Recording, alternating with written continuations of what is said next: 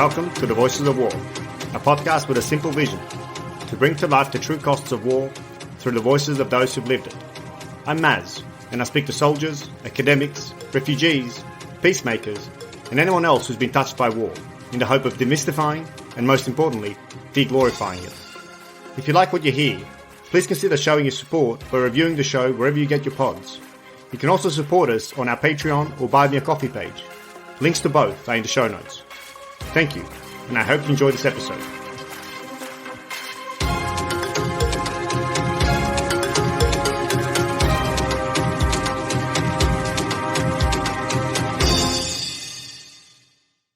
As you will hear, my guest today is the respected military ethicist, Dr. David Whetham. I recorded this conversation with David on the 24th of January and had originally planned to release it on the 28th of February. But this was my thinking before the Russian invasion of Ukraine. Now, 6 weeks into the invasion, we are seeing evidence emerging of horrendous war crimes carried out by Russian soldiers.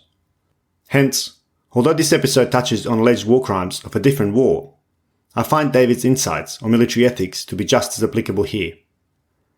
War has the potential to do something incredible and insidious to the moral compass of some soldiers.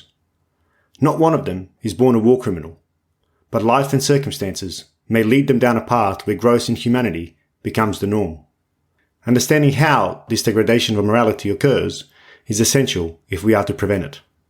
I have learned a lot from this conversation with David, and I hope you do too.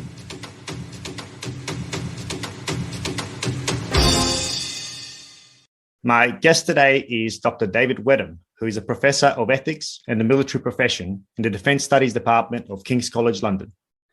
He is the director of the King's Centre for Military Ethics and delivers or coordinates the military ethics component of courses for around 2,000 British and international officers a year at the UK's Joint Services Command and Staff College. David supports military ethics education in many different countries and has held visiting fellowships at the Stockdale Centre for Ethical Leadership, US Naval Academy Annapolis, the Centre for Defence Leadership and Ethics at the Australian Defence College in Canberra, and at the University of Glasgow. He was a mid-career fellow at the British Academy in 2017-18 and is currently a visiting professorial fellow at the University of New South Wales. David is also the Vice President of the European chapter for the International Society for Military Ethics. In 2020, David was appointed as an Assistant Inspector General to the Australian Defence Force to assist in the final stages of the Afghanistan Inquiry and is the author of the report's final Annex. David's other publications include several books, such as Ethics, Law and Military Operations, Just Wars and Moral Victories, and together with Andrea Elner and Paul Robinson, When Soldiers Say No, Selective Conscientious Objection in the Modern Military. David, it's a real pleasure to host you on The Voices of War. Thank you for joining me. Thank you very much for inviting me, Maz. I'm very pleased we can finally have this conversation. Yeah, that's right. We've tried a few times and now we're finally getting there. Maybe before we start in the murky or wade into the murky waters of military ethics, maybe we start with finding out a little bit about you. What motivated your journey into ethics and particularly military ethics? How did you find yourself in these waters? That's a great question. It was a long journey. I don't think the position of military ethicist really existed 25 years ago. There's still not very many of us out there. My background was a philosopher. I did an undergraduate in philosophy, but the area of philosophy I was most interested in was political, social philosophy and international relations. That led on to wanting to do a master's in war studies, because the area of international relations that most fascinated me was when the rules apparently stopped working and states came into conflict, trying to understand how or why that was the case. That interest just continued to grow. I then went on and did a PhD, and along the way, I was working with the OSCE in Kosovo, doing election observation out there just immediately after the conflict. And I also had the privilege of doing some traveling around places like the Great Lakes region of Africa and on the borders of Rwanda and Zaire, as it was then, before in the DRC. Actually, although there was no point where I suddenly decided I'm going to do military ethics, it was a long path in which normative issues in international affairs, and particularly military affairs, just grew and grew over a long period of time. And then I was teaching in the War Studies department towards the end of my doctorate in London. And there was an opportunity that came up at the Staff College. King's College London has a relationship with the British MOD, the UK MOD, and we have 50 or 60. In fact, I think it's closer to 60 now. Full-time academics based out at the Joint Services Command and Staff College in Shrivenham. And an opportunity came up to do some work there, and I absolutely loved it. They had at that time military ethics was just starting to be taken seriously. So this was start of the pre Iraq. Yeah, okay. So it was about 2002, 2003. But military ethics was starting to become an issue. And then in 2000 and 2003, the enormously controversial decision to invade Iraq as part of a coalition made a lot of people start ask some pretty fundamental questions, and I think that's when military ethics really started coming to the fore. It was obviously around before then. It's not like it didn't exist before, but there were very few people who were really specialists in this area, or indeed that needed to be. Mainly in the US, we had lawyers, of course, but not so much people thinking. Rather than what you were allowed to do, asking the question, what should you do, which is where military ethics comes in. Right. That's very interesting, and I think it's. In fact, it hadn't really crossed my mind that it's a relatively new field per se, as much as it's been around, like you said, but that we actually have a professional cadre of ethicists who are focusing on the application of military power. Maybe we can actually define what we mean by military ethics, because even the term itself might not be so familiar to everyone. It certainly wasn't to me some time ago. So, maybe we can start with that. Yeah, absolutely. And it is worth unpacking it as an idea, I think. So military ethics is a branch of applied ethics. It's about a professional ethics that applies to a particular area of activity. I think it's useful to think of, sometimes we talk about morality and ethics as if they're interchangeable, and then we add in law as well. So this is the normal environment. It's possible to do an entire PhD on the difference between just ethics and morality, but I don't give me ideas. I find it useful to think of morality as something more personal. So I have a personal morality, and I might, for example, think that stealing is wrong. So I believe stealing is wrong. Ethics is related to that, but it involves also thinking other people should think it's wrong as well. So you and I would agree that stealing is wrong. So between us, we share an ethic. Okay. And if we decide that there are rules because we are doing a particular area of activity, perhaps we become brain surgeons or sociologists, or we become anthropologists or engineers, and we decide actually there's certain things that we should agree we should do and we shouldn't do, then we would start developing a professional ethic, rules that govern that particular activity. Okay. So therefore, I still might have my own personal morality about certain things, but I would have to accept that if I was going to be part of this profession, that there is a set of rules that is related to that profession. And then you have the law, and the law will be involved in all of those things, but the law is trying to do something much more complicated than the ethics is simple. We agree that stealing is wrong. Let's stick with that one. But the law can't just say stealing is illegal and therefore you'll be punished for it. It's got to define all the different things that could and could not fall into that area, from every kind of human exchange to make sure it's fair and goes through the appropriate process. And we agree what is allowed and what is. So the laws are enormously complex because it's trying to regulate everything, whereas it should sit legitimate laws should sit on that foundation of the agreed ethics. Yeah. So that's how I kind of think about the relationship between the three, and all of those things of course can be debated, but I just find it useful to think about those three areas and the way they relate and interact with each other in that way. Right. So then in that case, military ethic is if I'm understanding correctly, is the rules, norms that we as a collective, and now when we're looking at broader military ethics as allies, as coalitions, as a species, even what we consider to be ethical or unethical in the conduct of war. Absolutely, and it's really interesting when I start working in a new place. So, for example, the work I was doing in Colombia, and still am doing in Colombia. When we started this nearly 10 years ago, they were very keen to develop their own military ethics curricula and program and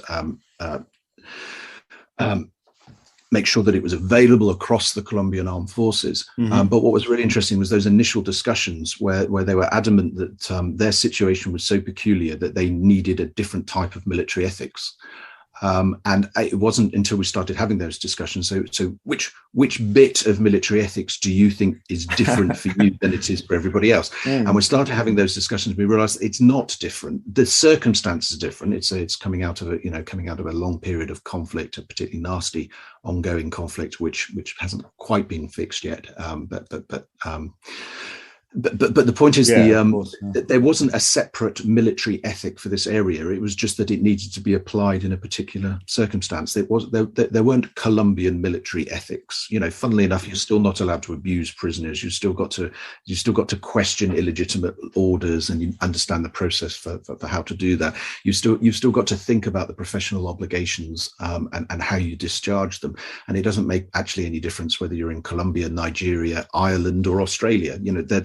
There are certain shared norms that come from being part of a professional military, and the bedrock of that is the law of armed conflict. That's your red lines, your book of red lines, if you like. These are the things that you know very clearly, and everybody is bound by this. It doesn't matter which country you're from. But also the deeper thinking about the relationship between the state and the individual, the relationship between the government and the military, all of those factors are part of military ethics. And understanding, for example, the why the military is given the set of duties and permissions that it is, and it is allowed to do extraordinary things that nobody else is allowed to do. There's no other profession where you can plan to take somebody else's life and be rewarded for it rather than being sent to prison. It's an extraordinary profession in that sense, but that is underpinned by the relationship that you have and the permissions that you have from society, and that's part of military ethics. Understanding the limits of that relationship as well as the strength, the very core of it. You need to understand what you're not allowed to do and what you can never be asked to do by your society, as well as part of that military ethic. Yeah, and we'll definitely get into some of those questions, because that's the nuance, I guess. But it's if I'm again correct, part of it is and the kind of how we unpack military ethics. We can apply them both to the reasons for going to war and whether we are justified, whether a war is actually ethical.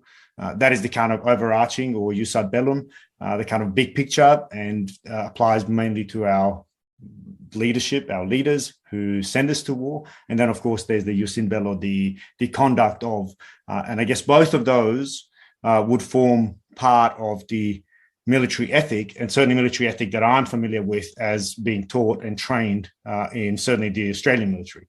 And I guess that would be correct for other militaries as well, right? Absolutely. So, and that distinction between the two areas of moral responsibility, the decision to go to war, the justness or not of that decision, and then the actual conduct of the war, those are the two traditional distinctions within military ethics, and until fairly recently, the former, the decision to go to war was simply not considered to be an issue for soldiers. That's not your question. That's for princes. That's for prime ministers and presidents. That's their area of responsibility rather than yours. Your job is to salute and get on with it. And of course, that's slightly changed to some extent, in the sense that now we are better informed as sometimes not in a good way. There's a lot of disinformation and fake news out there as well. But there is an expectation that you will be able to recognise. Now you are trained. A great deal of treasure is spent on educating professional armed forces to be able to recognise an illegal order when it's given, and say no. And of course, that's much easier if you've been told to do something that is blatantly illegal on a battlefield. That seems much easier to say no as an individual than be committed to a war which is wrong or illegal. How do you, as an individual, how can you have the confidence that is the case? Is that even your question? And that's much harder. And I'd say in the vast majority of situations, that's still not a question that most people in the armed forces will feel comfortable answering, and precisely why you expect your chain of command to ask those questions on your behalf. So in the UK, with the Chief of the Defence Staff, to be asking the Prime Minister, can you, as Admiral Boyce did before in 2003, can you categorically demonstrate that this would be a lawful deployment, and expect the government to be able to come up with that answer? And if they can't, then potentially, as a profession, if you are a genuine profession rather than simply an armed bureaucracy, the role of the profession would be to say, well, I'm not sure we can do this. It's not clearly in defence of the state, and it does look illegal. We can't commit to doing that. This is not in the interests of the state. This is not in the interests of what we're here to do. Has anyone ever done that yet, to your knowledge, as in certainly in the Western militaries, that has been a successful resistance to a government claiming that the jus ad bellum principles had not been met sufficiently to make this a legal and justifiable war? So I'm pretty sure that what would happen in practice is that whoever questioned it at that level would be forced to resign. But that in itself, if you can imagine, if that had happened in the run-up to 2003, if the Chief of the Defence Staff had said, this is wrong, we're not doing it, and had publicly resigned, I think it would be incredibly difficult to carry on in that kind of circumstance. So there's a That's wonderful. Military ethics is just as important for somebody, a 19-year-old on a checkpoint somewhere in the middle of nowhere, having to make the right decision as somebody approaches, and they're not quite in the dusk, and you can't quite make out the details, and they look a bit suspicious. You've got to make military ethics applied decisions in that case just as much as if you're talking with the Prime Minister and saying, I'm not sure that this is about the country. I think this might be about you, sir. Are you sure we should be doing this? And having the courage to be able to do that. What I would say in 2003, Admiral Boyce's questions to the Prime Minister forced a legal response from the Attorney General in the UK, which first time round wasn't accepted. Admiral Boyce said that it was still not clear cut, and he wanted an absolute clear legal verdict from the UK's top lawyer that the deployment would be lawful, and waited until that had actually come through.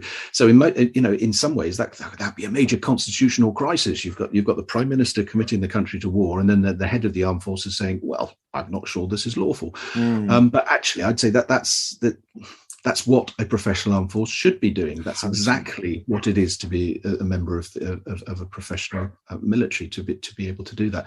So 100%. The fact that the Attorney General came back with that definitive piece of paper and saying, "Look, here we go. This is my guidance, my unequivocal guidance that on these grounds, this deployment would be lawful." Now, subsequently, lots of international lawyers have been highly sceptical about that legal justification. But at the time, as the head of the British Armed Forces, I think that was an absolutely right and proper exchange, and frankly, I don't think I certainly hope that the UK would never be in a situation where they were contemplating war without having thought about the legal justification for it in advance and being absolutely clear that they were justified in doing that. And what a courageous act! I mean, obviously, it in this instance, as you said, it's even so still proved to be questionable, to say the least.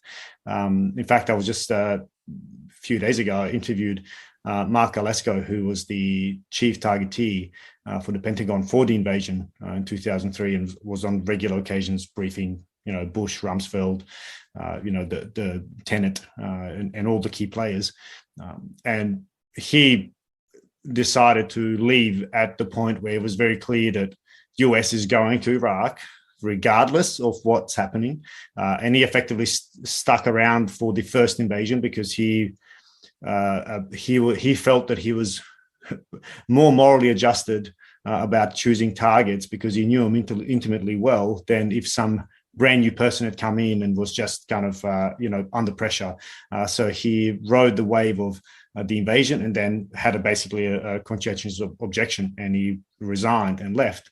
Which, of course, in his position, was a serious senior position, certainly would have sent some shockwaves. But unfortunately, the machine was well on the way, and I think that's part of the problem.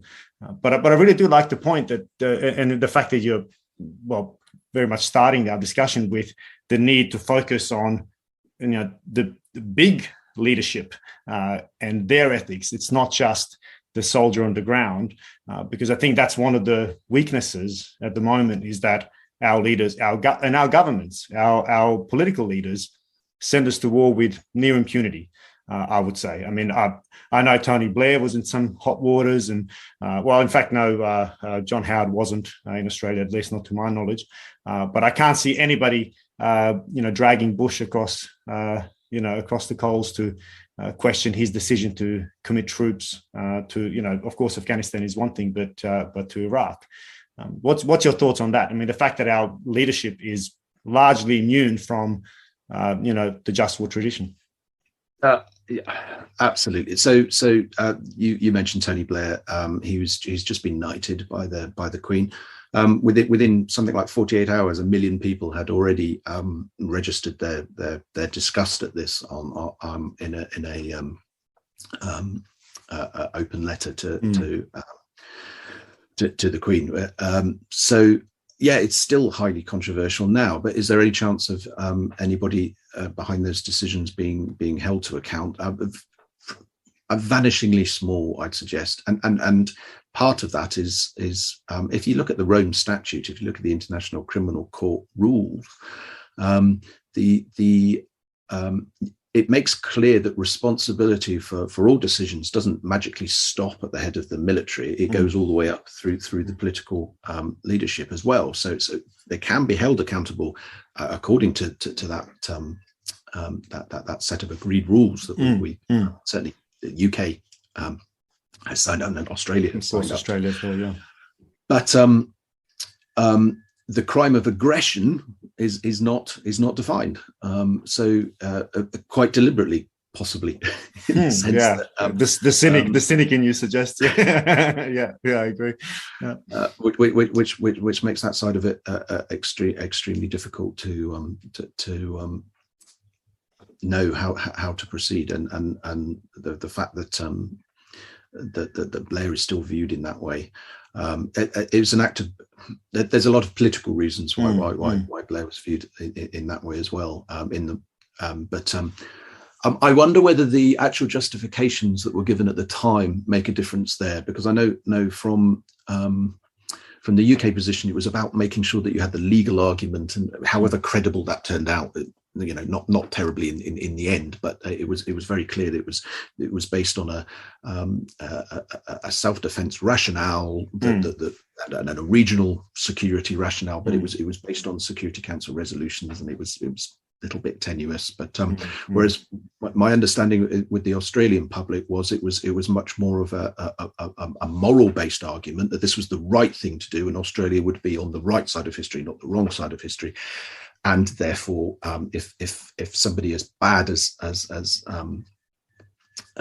Saddam Hussein could be challenged and could be stopped, then there was a duty to do that. Now, it turned out that maybe it wasn't quite as straightforward as that. But I wonder whether the Australian public have ultimately been more forgiving of somebody getting the moral argument wrong, rather than trying to dress it up in legal language, which just felt obviously a little bit disingenuous, especially the dossier.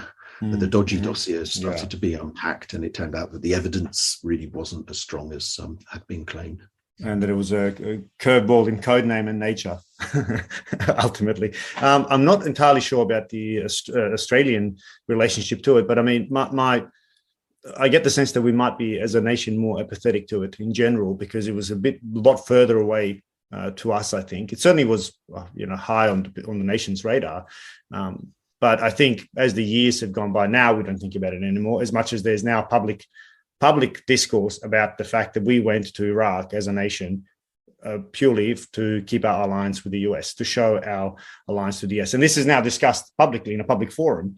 And it's something I've discussed with people like John Blaxland on the podcast, who's written about this, and along with a number of our senior leaders, including a former chief of army, who's gone out and publicly questioned these decisions. But of course, as you alluded to, the chances of somebody actually answering to this nearly 20 years on, it's next to non-existent. However, soldiers on the ground. Yeah, absolutely. But I completely agree that actually I think that was the rationale from the UK point of view as well. But for Tony Blair as a Labour politician, and I know Labour's different, it carries different weight in Australia than it does here, as does Liberal, and the terms are slightly different. But as a new Labour Prime Minister, it was basically untenable for him to say that it was in British national interest to do this, because our primary ally was going to do this with or without us, and therefore we needed to be alongside for the future prosperity of the UK in many, and that really was the justification. And in that sense, I think Blair did believe it was in the UK's interest, and therefore was the right thing for the UK to do. But there were so many other factors that were basically swept aside to be able to achieve that, and it's the complete lack of engagement with the real reasons, which I think is still causing the problems here. We're still talking about it as in terms of the legal justifications, the self-defense, the weapons of mass destruction, whereas in fact the real reason was pretty straightforward, much the same as is openly discussed in Australia. It was about keeping the US on side and being there alongside them, and that was just not. That was just not part of the public debate here. So, and I mean, and I wasn't expecting to land on this so quickly, but this is it's a time to bring it up, because I think what you're bringing up there is this continuous clash between values versus interests. We sell the narrative on values, but we pursue interests, which ultimately then sets, in my view, a very, very poor leadership example, particularly when we're trying to espouse in our soldiers, in our military leaders, a sense of normative values that we ought to then uphold, rather than interests. Because this has come up, and if I might say so, I've really, I can't say the word enjoyed, because it just doesn't feel right for given the text that it belongs to. But your annex to the IGADF was really impactful for me, because you bring out some of these issues, I think, quite neatly. But this strikes me as a real problem, that are just not discussing.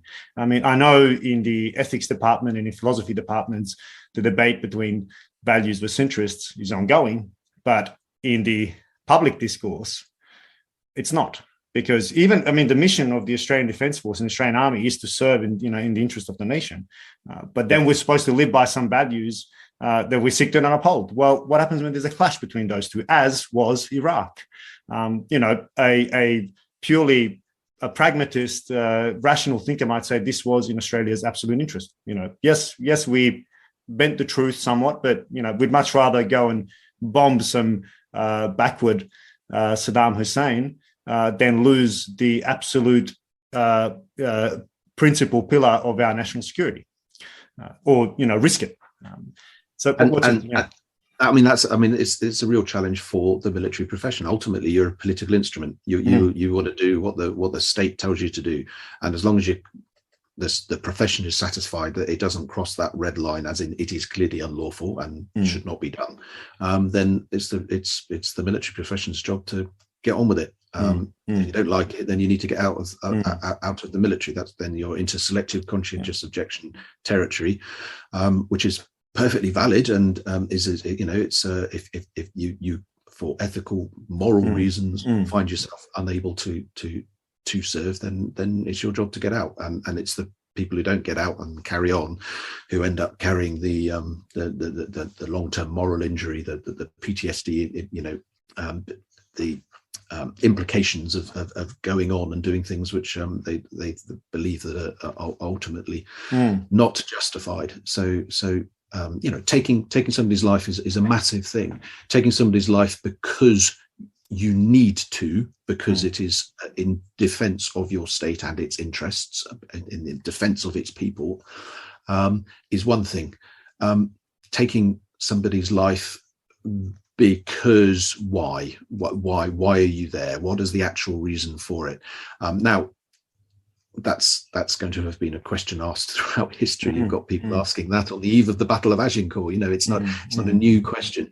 But if you don't know why you're there, why you're doing it, then living with what you've done afterwards is so much harder. This is a hugely under researched area, and so much more work needs to be done on it. But how do you protect the people that you send to war, particularly when it turns out that the war itself wasn't justified? You're asking them to do terrible things on behalf of your state, and then it turns out that it was all a big lie when they come home or afterwards. And it's very hard without the definitive data. It's an extremely hard area to research, but I'm positive that that situation, that context, is contributing to the horrendously high veteran suicide rate. When it turns out that everything that you've been doing was based on a giant lie that you've been sold, and not just you, of course. Society, the state,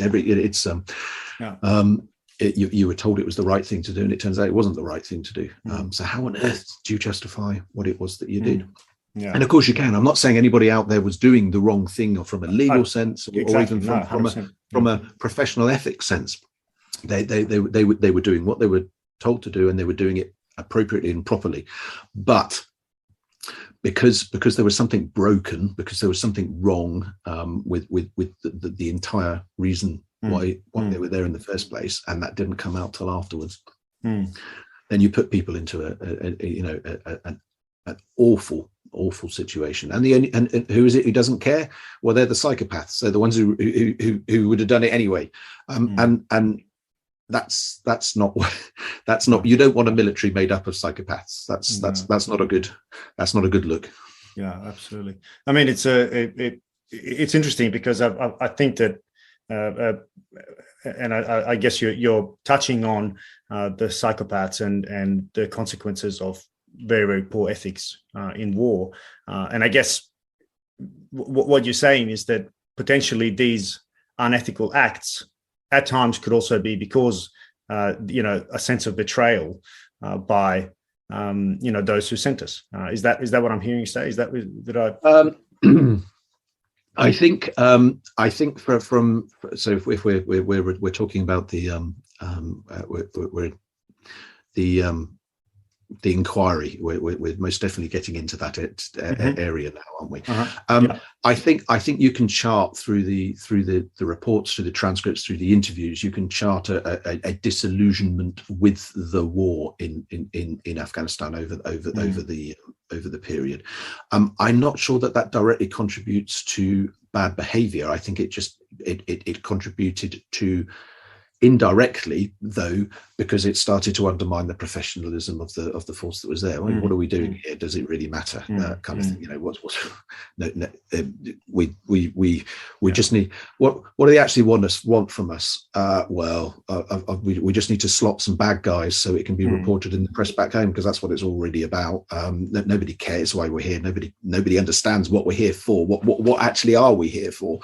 And very, very poor metrics, very poor understanding of strategy, because there was no strategy. There was a lack of overarching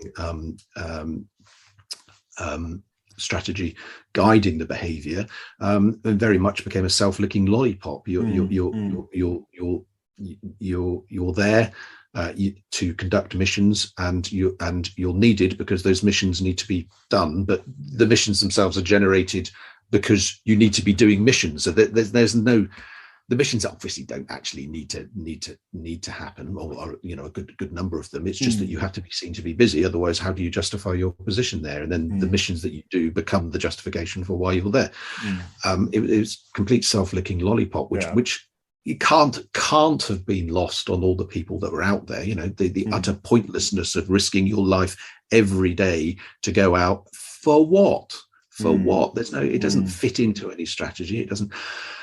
And I know you're very interested in this relationship between the top and the bottom. We've already been talking about in terms of the chain of command, but it wasn't just Australia. It was the UK, it was the US. This failure of senior military leadership to actually hold the politicians to answering the question, what do you actually want us to do over there? What are we there for? What's our mission? What's our end state? At what point are you going to be satisfied? And of course, if it's simply just keep the Americans happy, if that's the real justification, and that continues to be the real justification, a decade on, then let's be honest about that. Right, we're just going to be the best allies that we can for the big dog. That's it. That's your justification. But that's not. I mean, the rest of the world knows it anyway, right? I mean, really. I mean, it's I find let's just be honest about it. But no. Oh, well, it's about state building. It's about stopping the drug supply. Democracy and human rights. Yeah, it's about standing democracy. All this. And of course, narratives. It's blatantly obvious to the people on the ground that it's not about any of those things, because half the policies are contradictory. You're pulling against other bits of the effort. It just doesn't make any sense. So what are you doing there? Oh, well, you're there to generate a good headline on a Friday for the newspaper back home. That's your job. So hardly surprising that a bit of disillusionment slips in and people stop taking their jobs quite as seriously as they should. Because, what is the point? What is the point of risking your life on a daily basis when it is blatantly obvious that it's pretty pointless? Yeah, and I've now interviewed a couple of kind of special forces soldiers who, aren't in any hot waters, but certainly that kept popping up, the lost sense of purpose and changing of the mission kind of as they progress. And it is important. I must put a caveat in here. It is important to note that for the vast majority of people, their sense of professionalism, deployed military personnel, they still go and do 110%. They go and do it properly. They do their job. They're doing it for their mates. They're doing it for their team. They're doing it for their unit. They're still doing a remarkable job despite that. But as part of the environment, the overall ethos, if you like, it's got to be insidious, drip over time, as you just realise that. What are we here for? Yeah. Why am I grabbing these guys when if we don't kill them, we'll they'll be released within 3 days. Anyway, 48 hours, they'll be back out again anyway. So. Yeah, and they're low level anyway, but we've slapped an objective name on them, and they sound shiny. Yeah. Well, I mean, one question to kind of get us maybe a little bit deeper into this topic is that, I mean, none of this is new. I mean, we're kind of now touching on the kind of atrocities in war and war crimes and so on. We know from every war that's ever gone before that atrocities have occurred. There's just no dispute that, you know, I question whether we can ever have a war without war crimes. I'm dubious that that's impossible. I'm a military ethicist, and I have to agree with you. It's a horrendous thing to have to admit, but that's part of why you should never go to war lightly. You have to accept that the cost is going to be terrible, and the cost for everybody, including the people you're sending to war, not just in terms of risk to their life, but actually to what you're exposing them to. It is. I won't quite say inevitable, but it's extreme. It's borderline, because of the environment of war, because of what the context. It makes people. It can contribute to people doing terrible things when they know they should. And we know this. And you're absolutely right. But that doesn't mean that we shouldn't try and reduce it as much as possible. And otherwise it's like saying Australia still has murders. You have murders, so actually it was a bit pointless trying to police murder, isn't it? Let's just accept. Let's just say it's inevitable that we're going to have murders, and not. Pointless investigating them as long as it's at a low level. We'll just accept that a certain level of murders will occur. You can't do that. You can't do that, and war's exactly the same with that. If you go down the route of saying, well, look, people are going to break the rules, so there's no point in worrying about the rules. It's just not tenable. It's just not.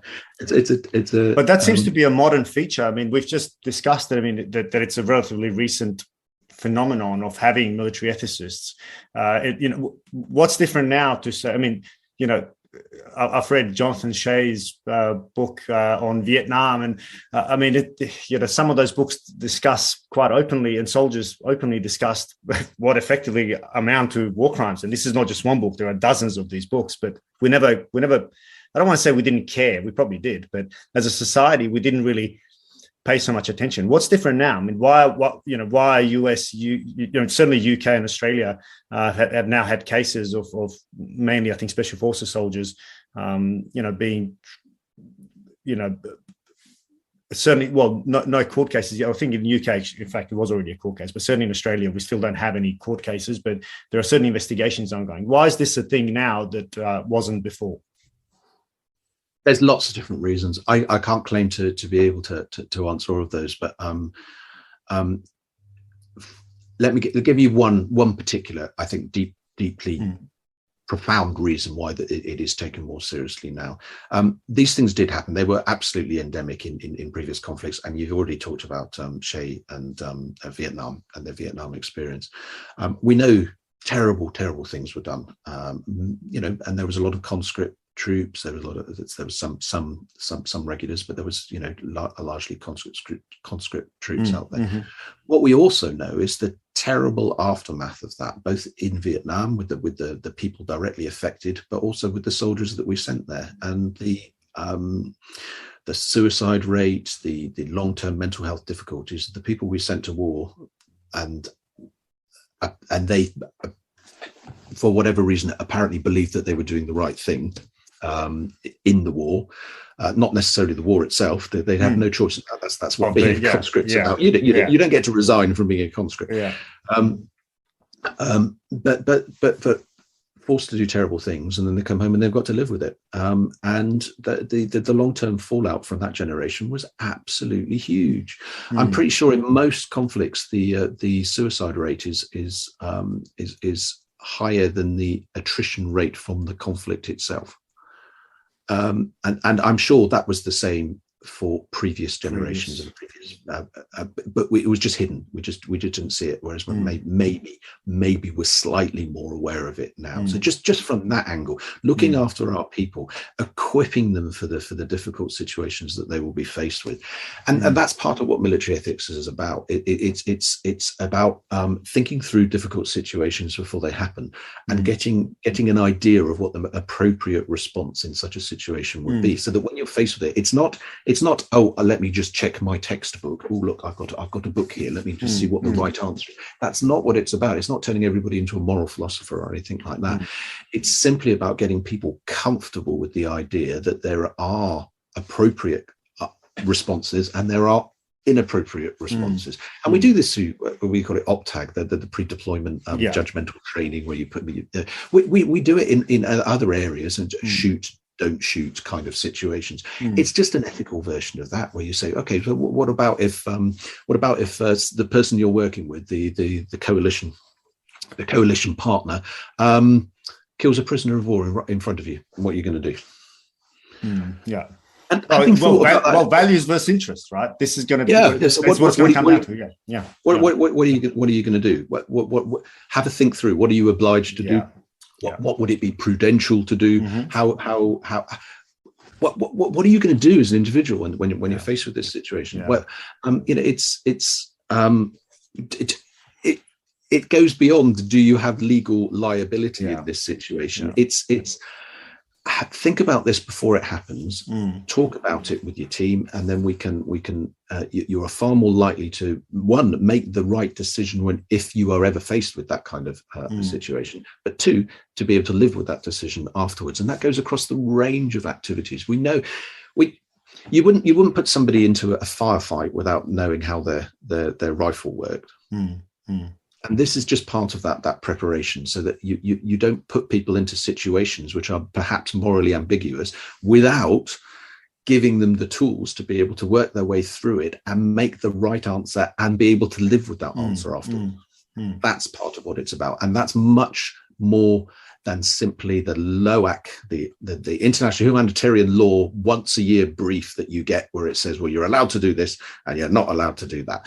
Great, but what about this type of situation? How does that apply?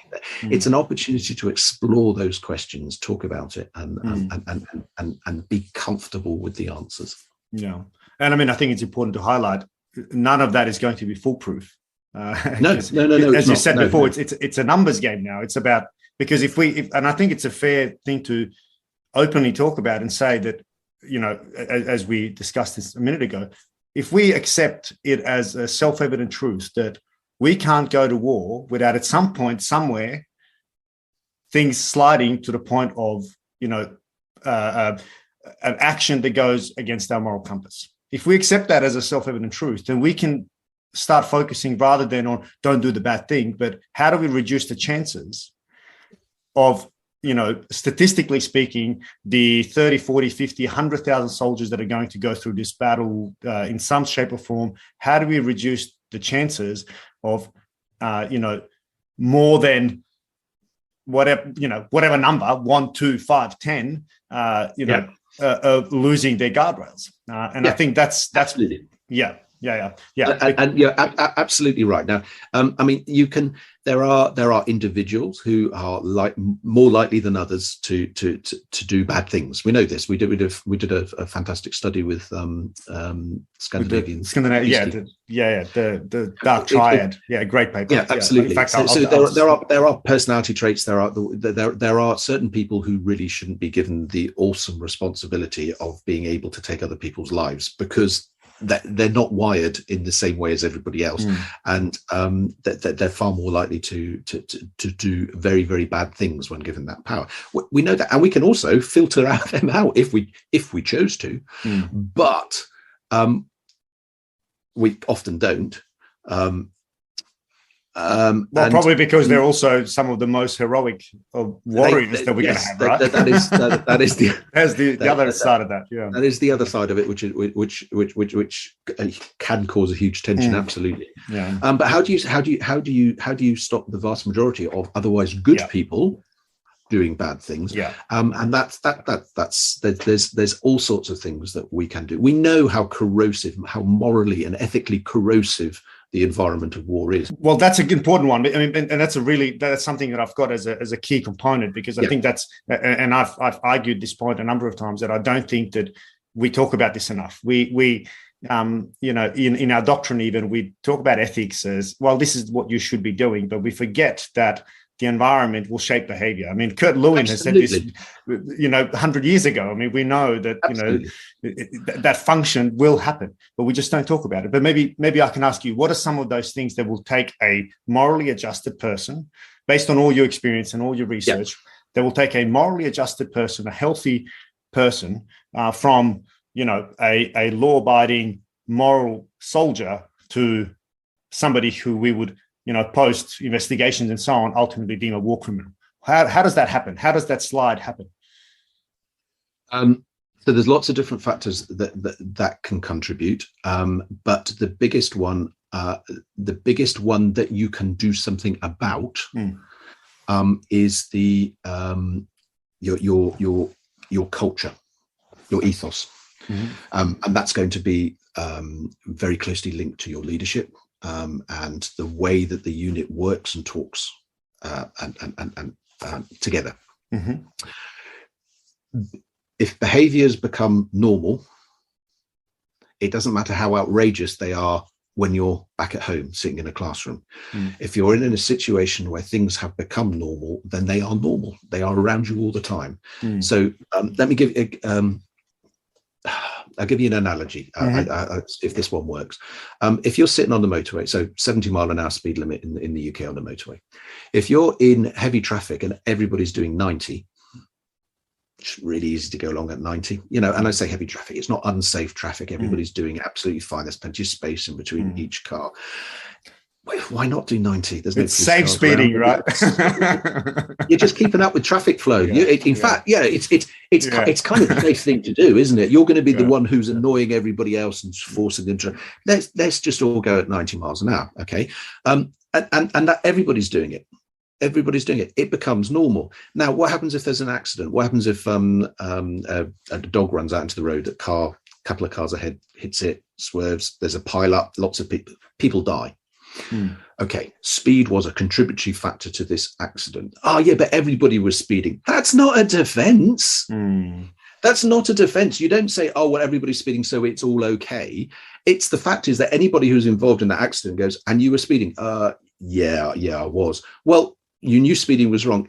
I did know speeding was wrong. Yes, I shouldn't have been doing 90 miles an hour. I accept that. Well, why were you doing 90 miles an hour? Because everybody else is doing 90 miles an hour.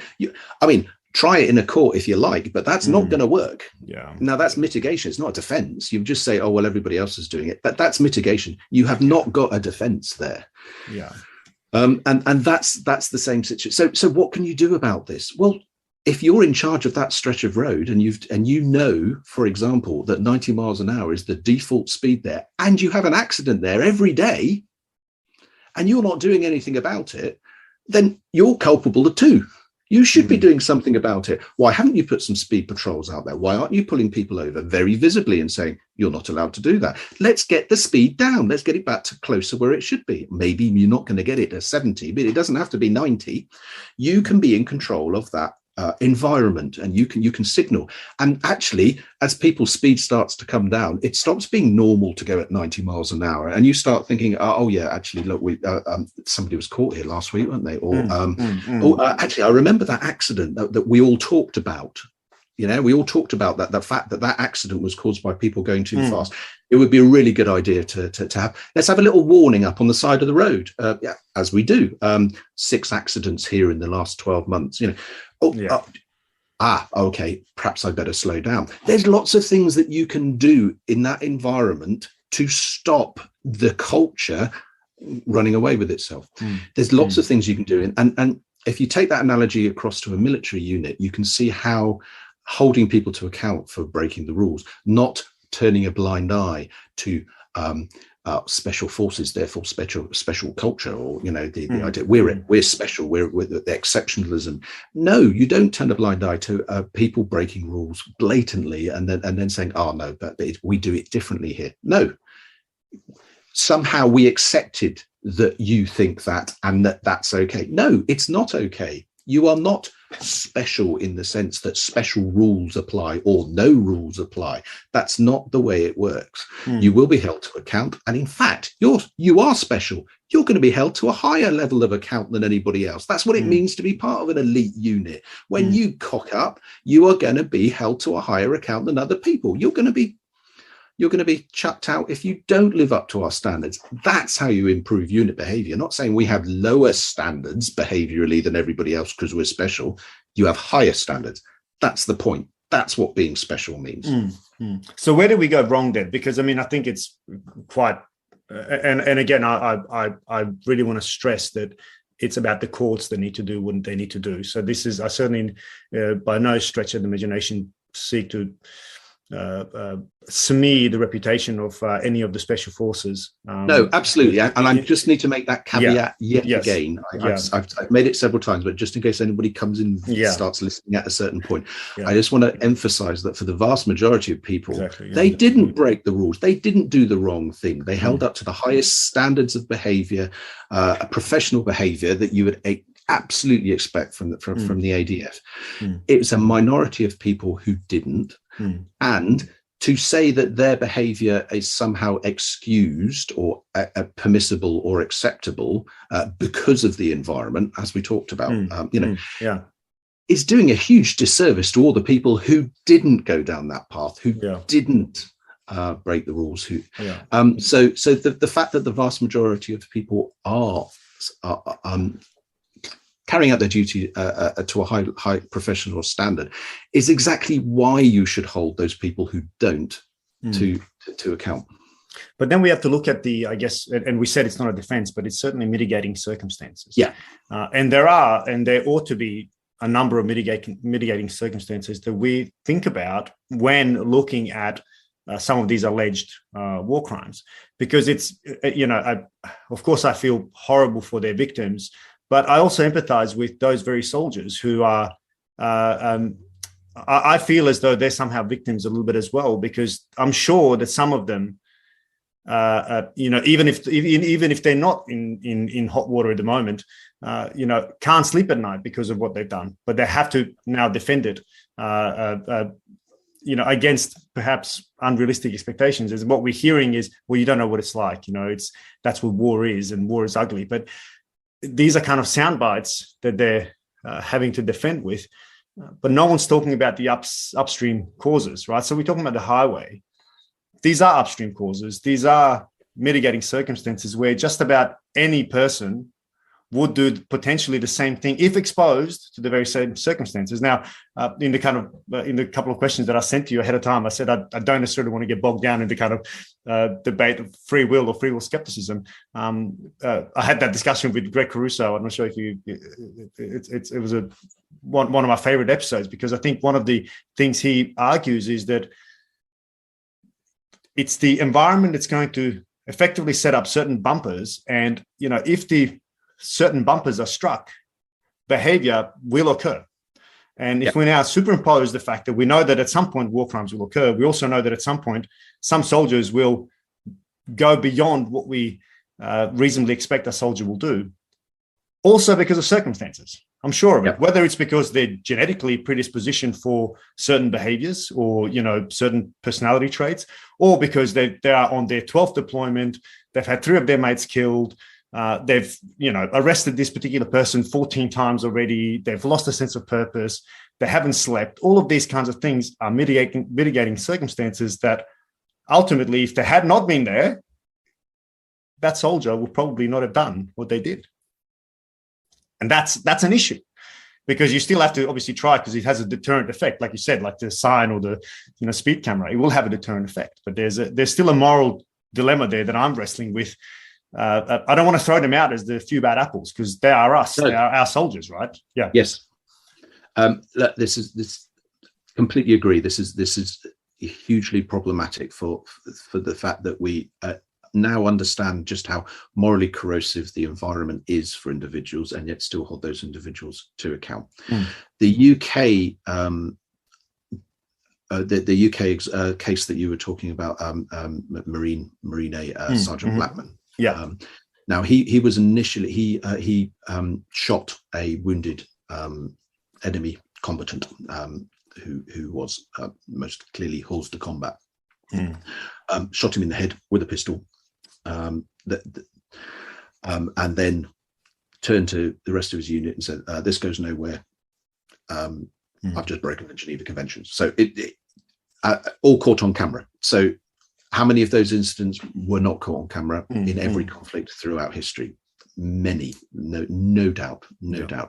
But the fact that he turned around to somebody else in his unit, admitted that he had broken the law as he did it. He wasn't claiming it was justified in any other way. He in the heat of the moment, he said, having executed a enemy soldier, he admitted that he shouldn't have done that on camera.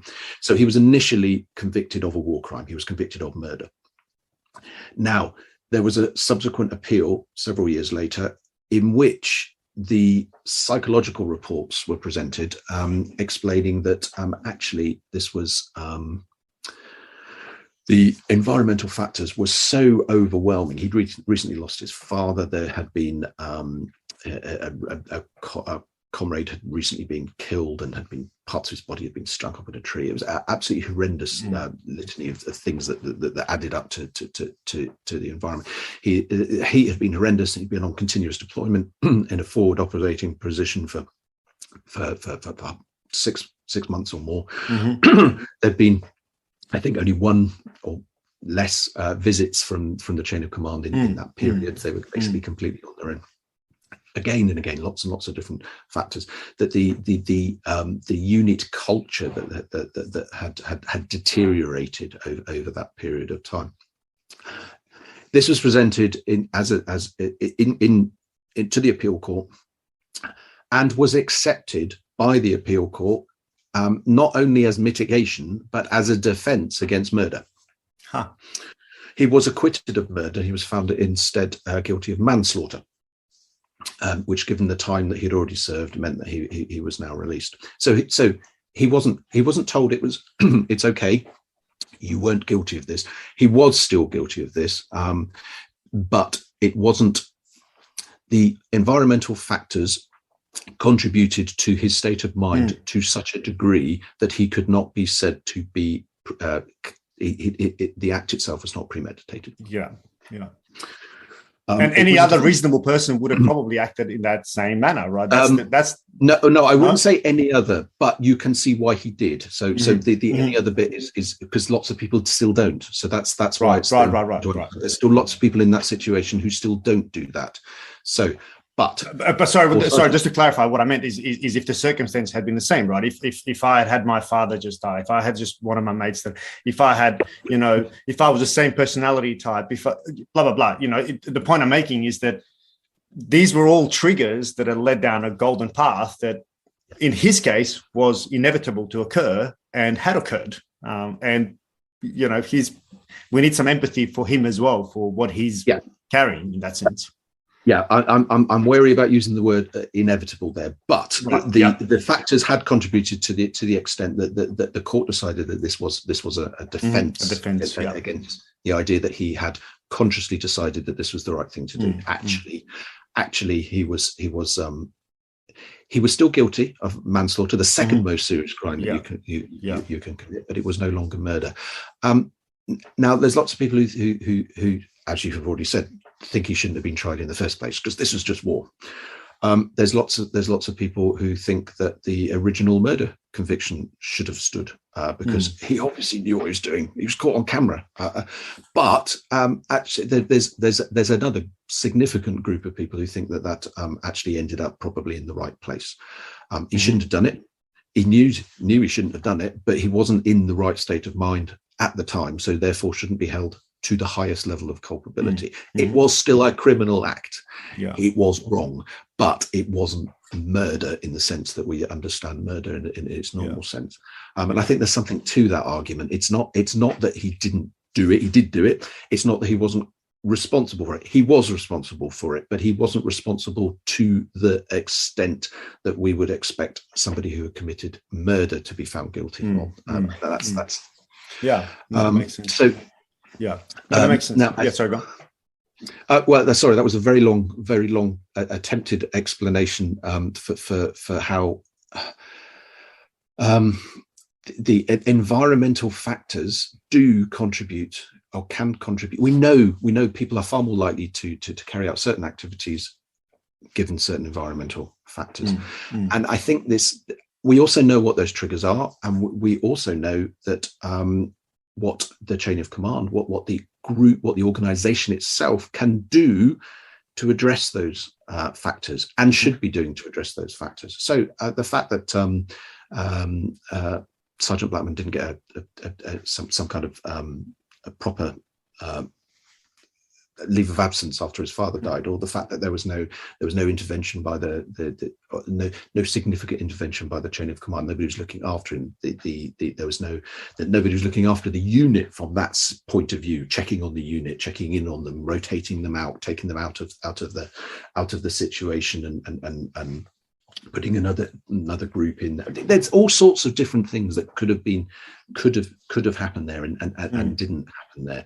And if you write that large across much bigger units, you can see that there's a huge amount of things that you can do to contribute to a healthy unit culture. And if you're not doing those things, then yes, I get when use your word, it starts to become inevitable that people are going to start breaking the rules, and people are going to do terrible things, and that's going to appear normal to them because the group culture has been allowed to drift. In the ethic of the group has been allowed to drift in that way. So the chain of command, it's much harder to pin down and say, well, why didn't you do this? Why didn't you do that? It's much easier to point to the person who did the specific act and say, well, they were acting on their own, and ignore the fact that the chain of command allowed that situation to develop over a period of time. And that's made up lots and lots of individual errors of judgment, if you like, over a long period of time. And it's much harder to hold to account. And that's why military organizations have got to take those things seriously. I couldn't agree more. And just for the record, that lest it be confused what I was saying, I mean, I completely agree that we need to have these court cases. I'm certainly not saying that, these people should be let off. It will have an effect. It will have a deterrent effect. We need to learn from these lessons. But I think you're spot on that it's, and I think it might be the Annex that mentions it, or if it's a bit higher, but that, the overwhelming responsibility in the investigation came down to patrol commander level. And this is something I'm sure you've heard even in the UK, criticism. Certainly I've heard whispers of it across, many ranks in the army and with my civilian friends that, it seems unfair that, the responsibility lies at the, patrol commander level. And many are criticizing that the chain of command has basically walked away scot-free. And I think that's the point you're making, is that we need to, as an institution, as an organization, let's stop focusing on the individual. Let the courts do that. But, let's learn from those particular case studies that there's a path to this. This doesn't, nobody's born a war criminal, right? I mean, it's just like, we just have to embrace that and understand that we are all part of this as an institution, as a system, as a society, depending on how far you want to look at it. We are all part of this. Yeah, and that ethical drift, you can chart its progress through the Brereton report, where it's war crimes didn't instantly start happening at the start of the deployment, but gradually over time, the people who are continually being redeployed, they start to change. And the organization itself starts to change, and you have ethical drift in both aspects, and there's the relationship between the two. But you can do something about it as an organization. It's not that the organization hasn't been warned. We know these things. Yeah, we know what contributes towards bad behavior, corrosive behavior, and we can do something about it. We do know that there is something that the organization can put in place. And this is I guess the reality of operational deployments will mitigate some of our ability to do something about it, because we'll never have enough troops, we'll never have enough time. We'll send our special forces to do night operations because we have night vision goggles and the enemy doesn't. So therefore our soldiers won't sleep, or they'll have disrupted sleep patterns. So, there are, of course, there will be tactical imperatives that will limit what we can actually do. But I think the point you're making as well is, in some of your other writing as well, is that the training we can do, even back home, needs to be more wholly infused into service life, not just as a throwaway presentation or LOAC. Absolutely, it's not an afterthought. Don't stick it in at the end on the Friday before everybody goes home. This is part of what it is to be a professional organisation. Is this discussion, this internal discussion about the rights and wrongs of, and what it means to be a military professional. Absolutely. Yeah, I guess the only thing there is, in my view, is to what extent are we able to replicate the environment and all the elements that we just talked about of that environment to really train for it and test it? Because ultimately, many will say, none of this new ethical stuff is new. We've been doing this. And in fact, I had Special Forces soldiers say that on the show, that, we're ethically well trained and have been for decades. None of the training that we're doing now, maybe I'm paraphrasing, is taking this to a much greater degree. It's not so much the training that's the issue. It's potentially the things that we can't mitigate for. And that's where, the limitations. In fact, Shannon French, who I know is a dear colleague of yours. Absolutely. To this very point, she even said, hey, let's bring in conscription. If we want to go to war, let's bring in the draft again, because I think she recognizes this dilemma. I wonder what you think on that, because it is, I think that is I'm in the training space and I believe in training, but I also am, worry somewhat that I don't want it to become just a ticking the box exercise, because in training, we can't replicate the true environment. And again, I feel like we're just sticking a Band-Aid on, and then down the line, we'll throw a few bad apples out again. And, we sit on our high horse. You know what I mean? That's my concern with it. Okay, well, I'm not sure conscription's the answer, but I can see where you're thinking. In her defence, she was partially joking, but also in the sense that if we started conscription, the society would care a lot more if we went to war as opposed to get a professional military. Very much so. So the military's as so small as a percentage of our population now. They're amazingly incredible range of things that they can do with that small size compared to previous generations. But there's still, that means there's just less people, and people are less connected to the military. So therefore, you can become blind to the it's not a sacrifice that they are seeing when it's happening over there. Yeah, absolutely. That certainly is one good argument for it.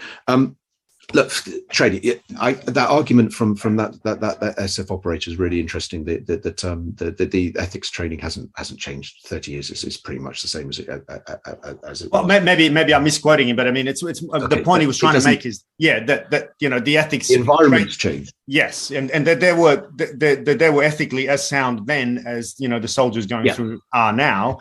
Obviously with added training, but the end result, I think he was trying to make the point is that. It wasn't necessarily the training that was going to, stop this type of behavior.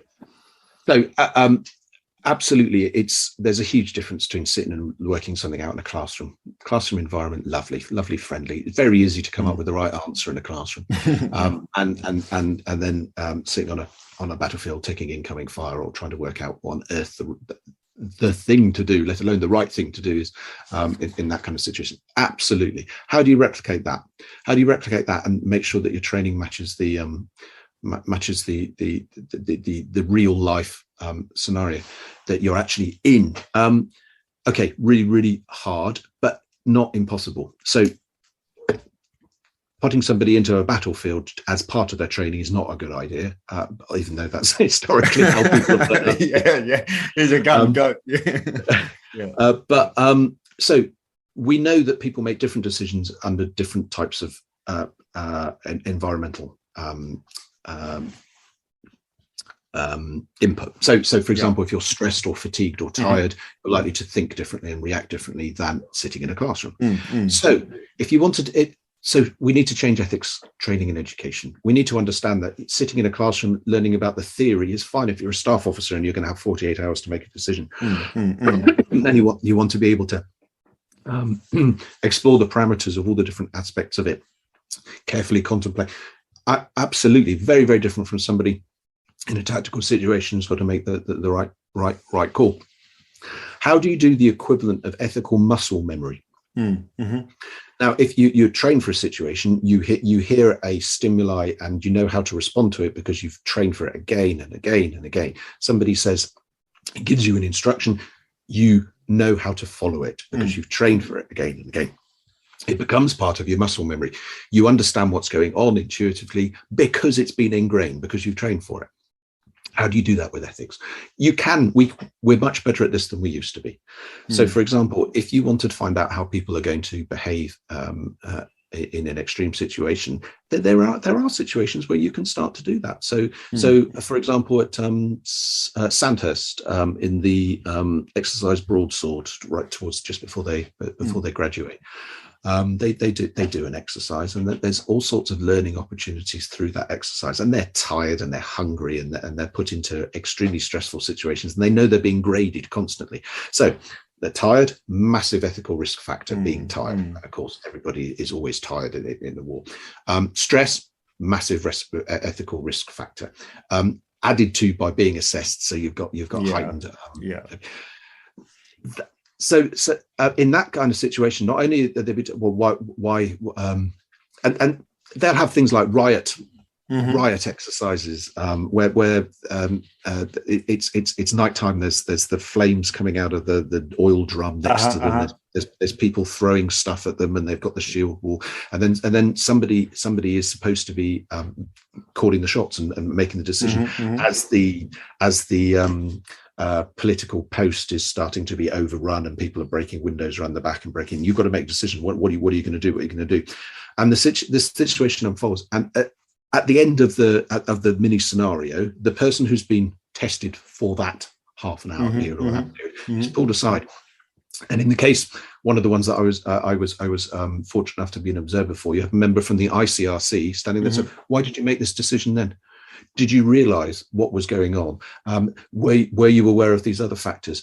Do you realize that you didn't even see X, Y, or Z? Had you any idea what was going on here? So somebody, and the adrenaline's still going. They're still going. They say, no, I didn't. So this is what happens when you're in this type of situation. You become tunnel vision. This is somebody who's just experienced it. It's live. They can see.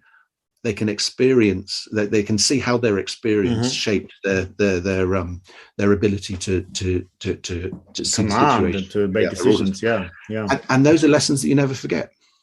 Those are lessons that will live with you, and we can do that again. So up at Arbroath, the Marines use you've probably seen these the ethics education playing cards. I was going to bring that up because I've got the app. It's not a substitute. It's not a substitute for broader ethics education and training, but it's a fantastic little tool that you can use alongside it. So I know what. Can you describe it? Because just describe what the tool is, of course, because I do want to share a link to it because I think it is a very handy tool on one's phone. Fantastic. Okay, so it's a pack of cards. It's a pack of playing cards with 52 military ethics education questions on it across the complete spectrum of questions. So from is the preemptive destruction of civilian property to deny it to the enemy a legitimate tactic? Discuss. What do you think? Through to should you discuss and debate the reasons for being deployed with A, those in the military, and B, those not in the military? So just broad questions. 52 of those.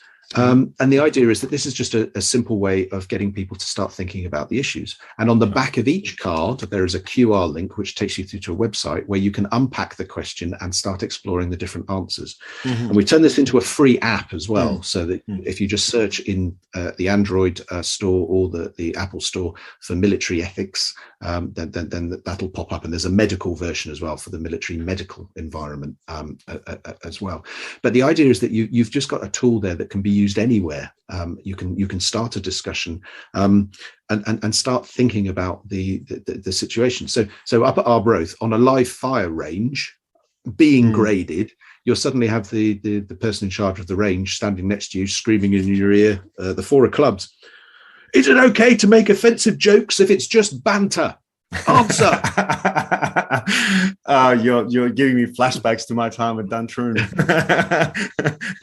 You did that voice really well. Yeah. But I see exactly. I totally see the point.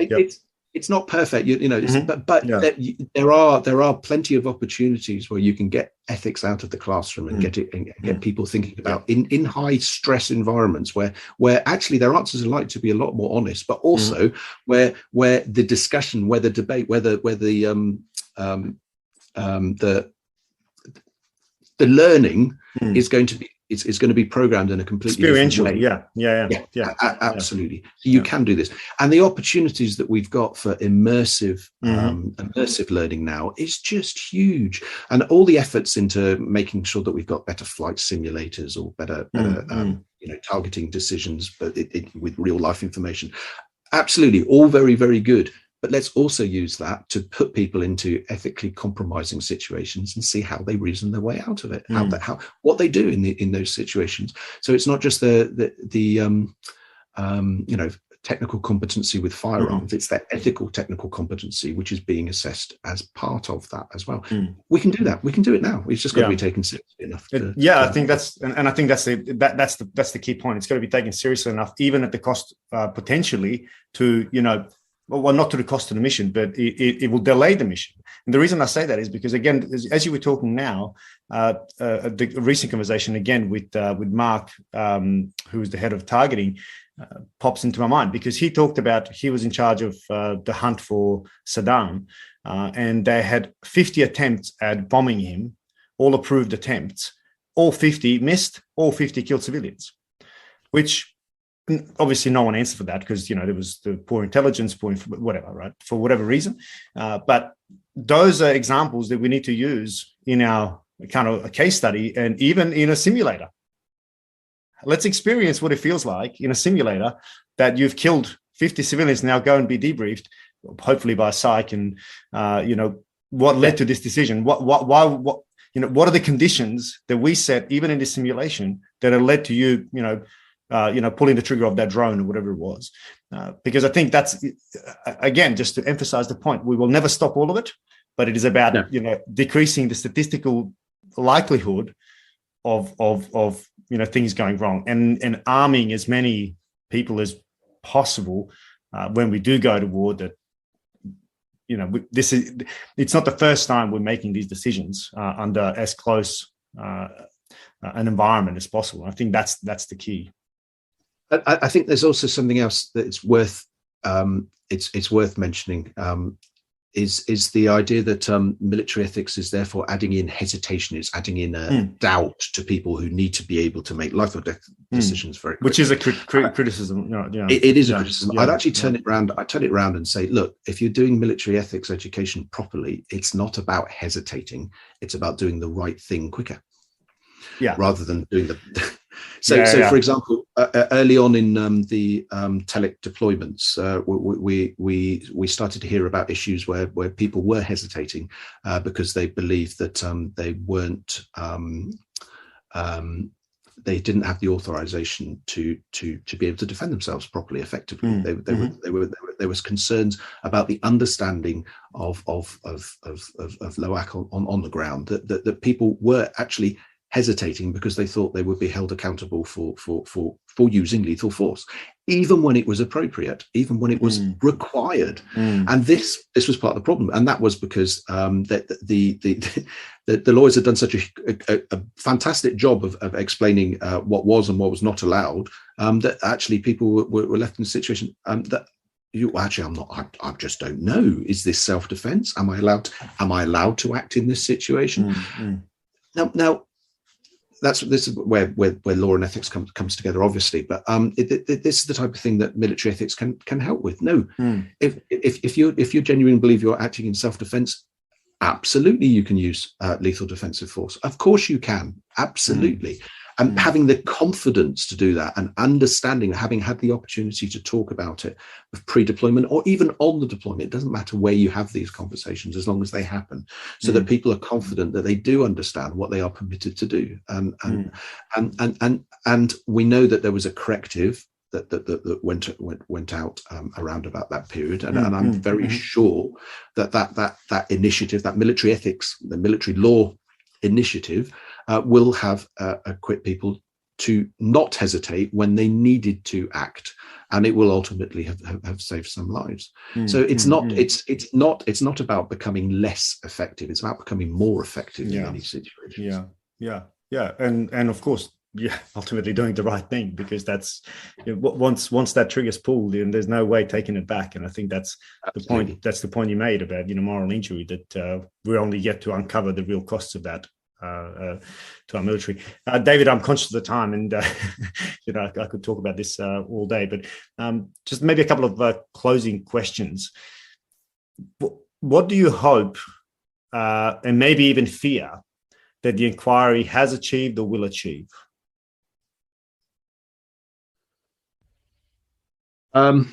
Okay. First of all, I think I'm going to say the entire inquiry process is enormously impressive, looking from outside in.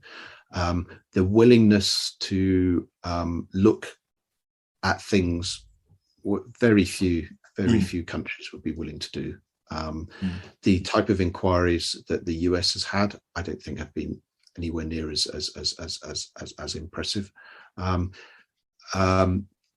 And the other countries haven't even wanted to go there at all. They haven't wanted to lift that lid up and look inside. So it's enormously impressive that the Australian people have decided to do this. I hope it will lead to a better appreciation, appreciation within the chain of command, within the organization, within the military institutions themselves, about what they can do to prevent ethical drift in the future. There's a lot of things that can be done usefully, and I know it's also worth reflecting on that. I know those changes haven't happened because of Brereton. That they were underway long before the report came out, and just because of the way things get reported, everything looks like it's a response to a report.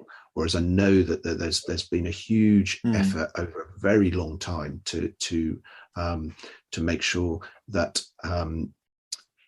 things were being corrected. Long before. Yeah, long before. Yeah. So I hope Brereton has the report has contributed to that. I know it's divisive. It's extreme. The politics of it is extremely divisive. I'm a very long way away geographically, which is means that I'm only looking in and I'm not seeing it on a daily basis. But I know how divisive this is. That was predictable. It was going to be divisive, and that's why I think again it's so impressive that decided to do it, because it is important. It is the accountability shouldn't just be to the tiny minority of people who did wrong in this situation. The accountability should be, it's the profession looking at itself and saying, how could we have avoided this? How could we have reduced this? What could we have done about this? And I hope that's what this inquiry will contribute to. And because of the way it was done, I think there's a better chance of that happening, and that is a good thing. It can't be hidden. There was no pretense that this was just a couple of bad apples and that everything is fine and rosy. There's some problems there. They're not unique to the ADF by any stretch of the imagination. They're not unique at all. But the fact that the ADF is looking at them, and because the public is properly aware of it because of the inquiry, I think that's an enormously important and a very good thing. And what do you fear?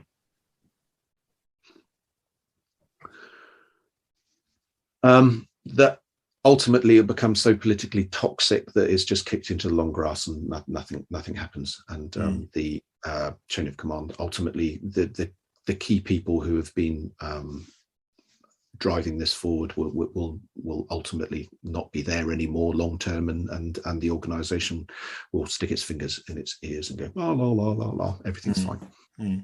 That's the fear. You've had an amazing opportunity to put things right. And again, the caveat that I've made throughout this, a lot of things went right. There's a lot of good, and there's a lot of really, really good people. But there were some things that went catastrophically wrong, and it is possible to start a journey which means that won't happen again.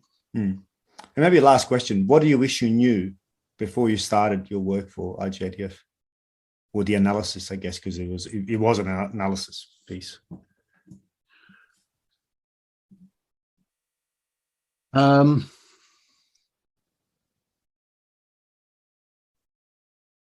There's so much I don't know.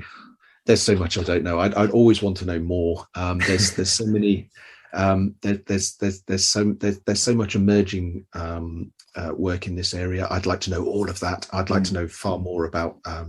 I'd like to know more of, be able to identify more of the military acronyms. I've got about 90% of them, I reckon. But some of them I have to look up. I'd like to. But I mean, is there something that now, thinking back, with the benefit of hindsight, that stands out that you wish you had before you started doing this work?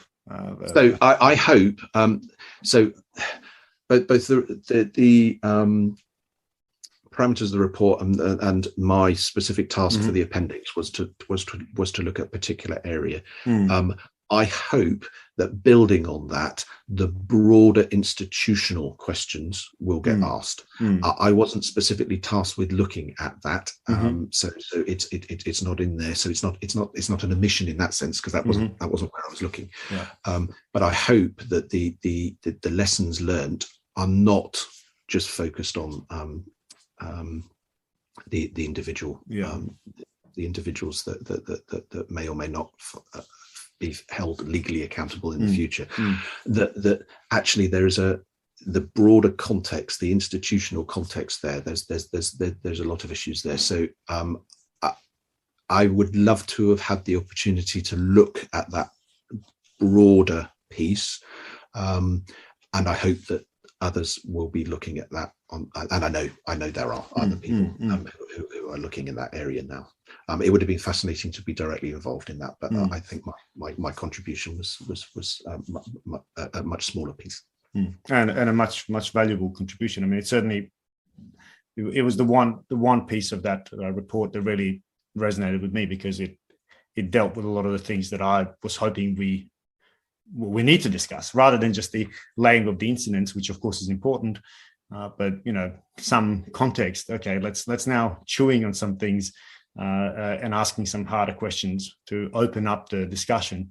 And I think you said before you were hoping that certainly the Australian Defence Force would do this, and a lot of changes have happened. And it's certainly, I mean, I was out of the Defence Force for nearly 7 years and came back in. And the fact that we're having the fact that this podcast can even exist, that I can talk about these questions openly, is testament to that we are willing to face up to some of these things and actually explored and pay attention to some of the nuance. And that's certainly happening across many units that I've had contact with or heard about. So I think you're certainly part of that very, very important work. And I think it is important work, and we need to keep sharpening our understanding of how do we get to that point, rather than just focusing on when we get there, what do we do with these bad few apples? But let's look at whether we're actually going to war for the right reasons. I think that's really perhaps the most important point.